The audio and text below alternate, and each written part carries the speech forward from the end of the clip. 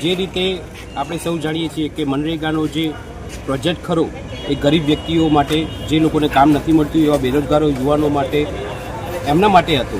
પરંતુ ભારતીય જનતા પાર્ટીના મંત્રીના એના પોતાના જ પુત્રો જે અત્યારે જેલમાં છે, એમણે 3-4 ગામમાંથી જ 71 કરોડ રૂપિયા જેવી ભ્રષ્ટાચાર કર્યો છે.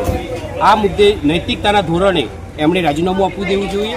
તેમજ મુખ્યમંત્રીશ્રીને રજૂઆત કરીએ છીએ કે એ રાજીનામું ના આપે તો એમને પદભ્રષ્ટ કરો, કારણ કે જો સુધી તે એ હોદ્દા ઉપર હશે ત્યાં સુધી એમના પુત્રોના વિરુદ્ધમાં યોગ્ય અને તટસ્થ તપાસ નહીં થાય. એટલા માટે આમાંથી પાર્ટી અત્યારે રજૂઆત કરી રહી છે કે તેઓને મંત્રી પદથી એમને પદભ્રષ્ટ કરવા જોઈએ. મહેસાણાના વિજાપુરના અંદર પુદેડા ગામના અંદર મનરેગાનું બહુ મોટું સ્કેન્ડલ આપણે જાણ્યું હતું. એના અંદર તપાસ સમિતિ પણ નિમાઈ હતી, પરંતુ તપાસ સમિતિનું તપાસ કેટલો પહોંચી એ પણ આમ આદમી પાર્ટી અત્યારે એની ડિમાન્ડ કરી રહી છે અને માગણી કરી છે કે જે તપાસ થઈ હતી પુદેડાના અંદર એની તપાસ એને જાહેર કરે કલેક્ટર સાહેબ. તેના સાથે સાથે મહેસાણા જિલ્લાના અંદર પણ અન્ય ગામોમાં અને અન્ય વિસ્તારોના અંદર મનરેગાના અંદર કૌભાંડ થઈ રહ્યા છે, એની તટસ્થ તપાસ થાય તો સાચી માહિતી